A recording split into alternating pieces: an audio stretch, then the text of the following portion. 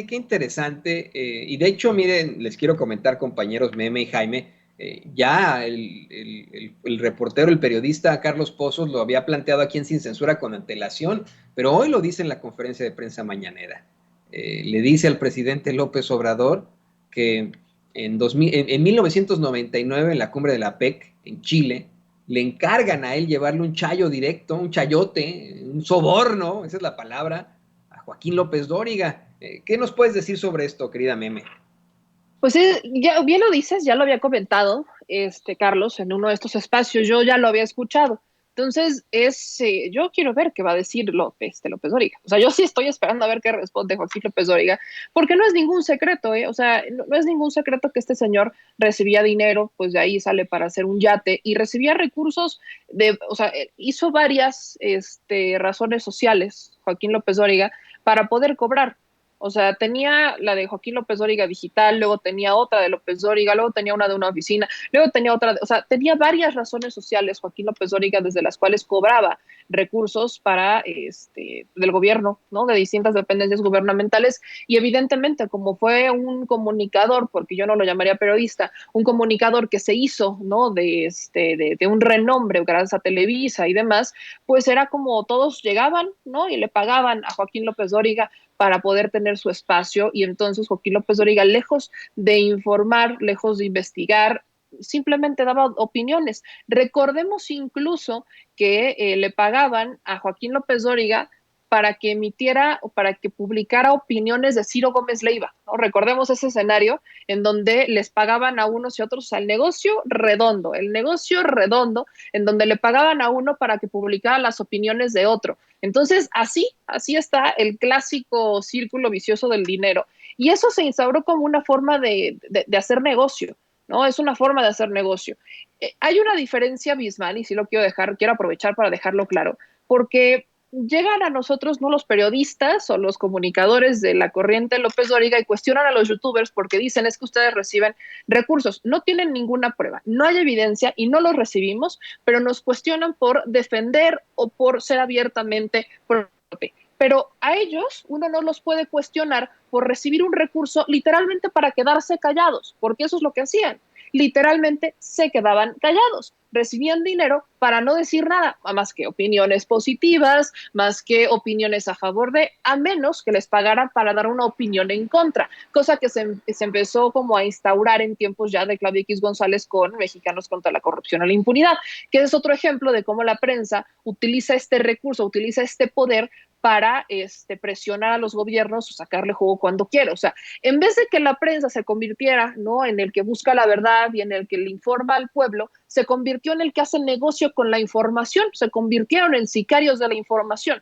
Las opiniones no son noticia y se convirtieron en noticia. Lo que es triste es que todavía en estos tiempos lo querían seguir manejando tal cual. Se acordarán de esta nota, ¿no?, que de una opinión de un rumor más bien que había salido entre Riva Palacio, Héctor de Mauleón, estaba también ahí metido Loret de Mola, ¿no? Que fue un simple rumor de un funcionario que había pedido información de un abogado de uno de estos medios de comunicación. Y terminaron creando una nota en el Financiero y en el Universal de que el gobierno federal mandaba espiar a los periodistas, ¿no? O sea, fue una transición brutal donde no había información, no había nada, no tenían un solo dato para sustentarlo más que un rumor. Así de mal acostumbrados estaba la prensa en este país a que sus opiniones se convirtieran en noticia, en titular de la prensa, cuando no es así. Las opiniones no tienen por qué ser noticia, ¿no? Las opiniones es para que las pongamos sobre la mesa, nos generemos un criterio, para que las analicemos, nada más, pero no se tiene por qué convertir en una noticia a menos que seas el presidente de la República. Entonces, es un cuestionamiento constante que se le hace a la prensa y yo celebro que mi querido Lord Molecula lo haya puesto, que si a bien yo he dicho a veces no estoy de acuerdo con la forma en que hace posicionamientos Carlos Pozos, es un personaje que sabe y también por eso le resulta incómodo a estos personajes porque lo conocen, porque saben quién es, porque saben que sabe, ¿no?, de dónde vienen estos recursos y cómo es que la prensa en México ha construido un imperio a punta de mentiras y a punta de boletines. Y eso es algo que tiene que cambiar. Por eso viene esta transición, por eso incomodan las comunicaciones digitales, por eso incomodan las nuevas voces, por eso incomodan los nuevos espacios, porque están dándole la batalla a estos personajes que antes ¿no? Tenían y hacían negocio con los medios de comunicación y hacían negocio con el gobierno porque recibían recursos y muchos hoy siguen recibiendo recursos y hoy ya no tienen esa oportunidad, ¿no? A menos que te vayas a algún estado en donde todavía pasa esto. Pero vaya, yo me iría todavía a un punto más arriba. Hay una forma de regularlo. Yo, perdón que siga insistiendo con eso, ya tengo cansada a la gente, yo creo, con el tema, pero es la regulación de la Ley General de Comunicación Social. No recordemos que la Suprema Corte el año pasado obliga o mandata que la Cámara de Diputados regule la Ley General de Comunicación Social, que en tiempos de Enrique Peña Nieto legalizó este tipo de, vaya, si de por sí se hacía, lo legaliza a tal modo en que los recursos se pueden entregar de forma discrecional a todo tipo de comunicadores, a la prensa, más bien, o sea, el gobierno en turno decide cómo, cuánto y a quién le entrega recursos sin que existan reglas y procedimientos a cumplirse. Lo que dice la actual Ley General de Comunicación Social es que debe de cumplirse con efectividad y eficiencia a la hora de entregarle el recurso a un medio de comunicación.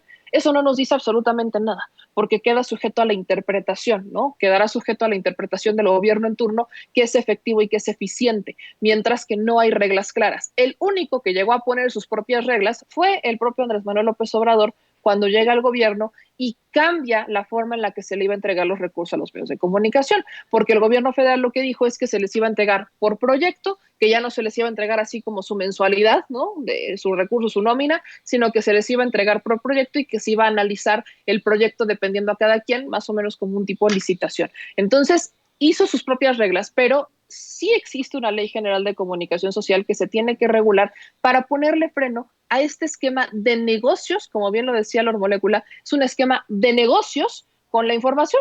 Entonces, la prensa aquí prácticamente sabe que si hacen un medio de comunicación, están esperando, ¿no?, a tener lo suficiente o el suficiente alcance como para poder llegar con algún gobierno, alguna oficina de comunicación social, a presentar, ¿no?, sus documentos y decir, bueno, este es mi alcance, dame oficialmente a partir de hoy, méteme en la nómina del gobierno. Entonces, eso se convirtió en un negocio, lejos de que un medio de comunicación se buscara crear para informarle a la gente, ¿no? Entonces, ahí creo que los ciudadanos también tenemos gran parte del poder en este momento, porque vaya, voltemos a ver el caso de otra de las grandes, y lo digo entre comillas, comunicadoras que recibía recursos, Adela Micha, que hoy por hoy ya no está en el Heraldo, ¿no? Ya no está dentro de este medio de comunicación, ahora ya es una youtuber más, como todos nosotros, y volteamos a ver estos personajes que llevaban, ¿no?, como el gran estandarte de medios de comunicación y que ya están empezando a perder espacios en la televisión o en el radio o en la prensa escrita, ya no están teniendo este rating que antes tenían o que alguna vez tuvieron, y eso es gracias a las audiencias, eso es gracias al poder de la audiencia. La audiencia es la que termina decidiendo, porque cuando el gobierno federal decide quitarles estos recursos o decide bajarles estos recursos, los medios de comunicación tienen que empezar a tomar decisiones empresariales o corporativas de, bueno, pues se va a quedar el que se tenga que quedar. Caso que le pasó a Loret de Mola, caso que le pasa a Broso, porque pues estos son dos personajes que cobran bastante caro como para lo que ofrecen.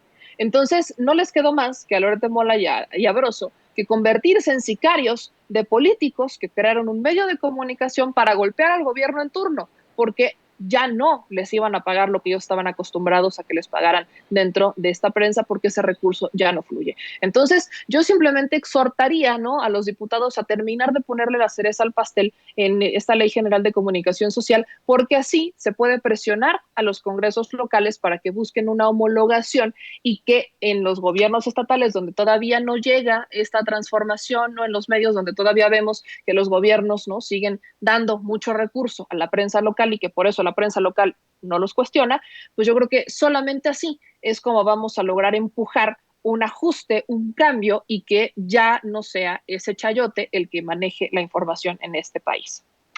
Muy interesante lo que planteas, Meme, y por supuesto que son excelentes propuestas, no solamente son planteamientos, sino propuestas. ¿Por qué no nos compartes tus redes sociales, querida Meme, para que la gente te siga buscando, siga escuchando tus análisis, te vea en tus canales?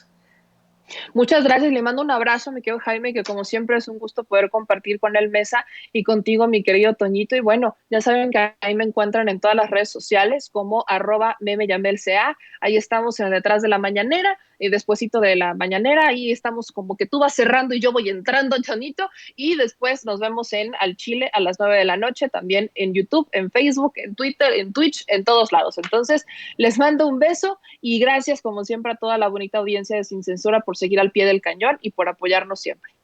Gracias a ti, Meme, y en efecto nos pasamos ahí la estafeta con mucho gusto. Y le